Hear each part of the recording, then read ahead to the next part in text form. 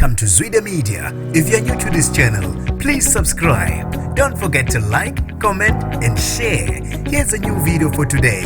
Enjoy.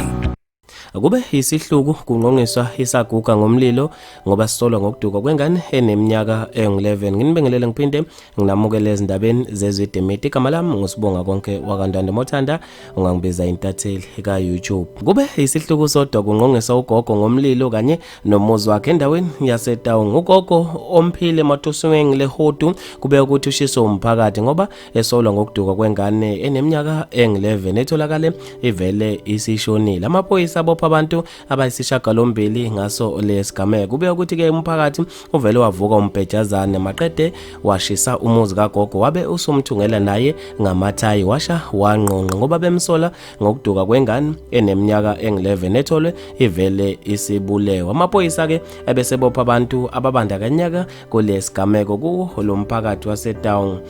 Abantu babe nokuphawula okwahlukahlukene eziguleni zokuxhumana ngaso lesigameko. uSandy Beauty zonke izinto ezingasile zenzeka kubantu abamnyama by abantu abamnyama. Ngeke nje uzwe kuthiwa ezinye inhlanga kwenzeke lokho. Abesethi uGranny Smith waseWestville ushisela umuzi esolwa ngokuthakatha. Ngeke uzwe futhi kuthiwa kuboshwa uMark Jones noLucas van der Merwe ngalesi zenzo. Wathi ngeke lokho kwenzeka kithi kuphela abantu abamnyama. uFortunate Ntethe uthe sengathi uNkulunkulu engangenelela kunje.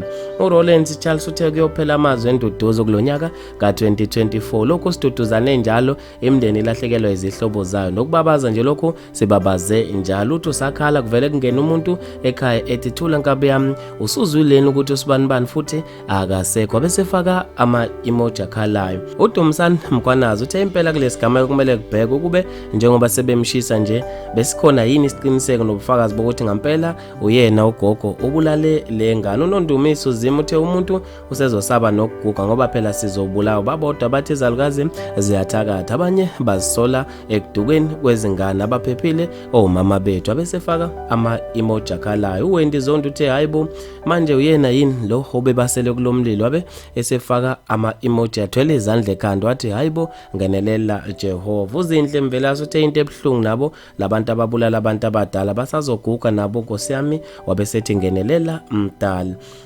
uMashozi Mahlongo uthe ungathuli lapho ethuneni abakulandele one by one uqale ngalona onesandla ekubulaweni kwengane uma kuwukuthi awunasandla ekufeni wabesefaka ama-emoji akhalayo. Bafethu maningi kakhulu lama comment ngizofisa mina ukuzwa ukuphala kwakho khona lapha kwi-comment section. Mina nje ntathela YouTube sengiphuma kanje ngithi awungibambe evidweni elandelayo.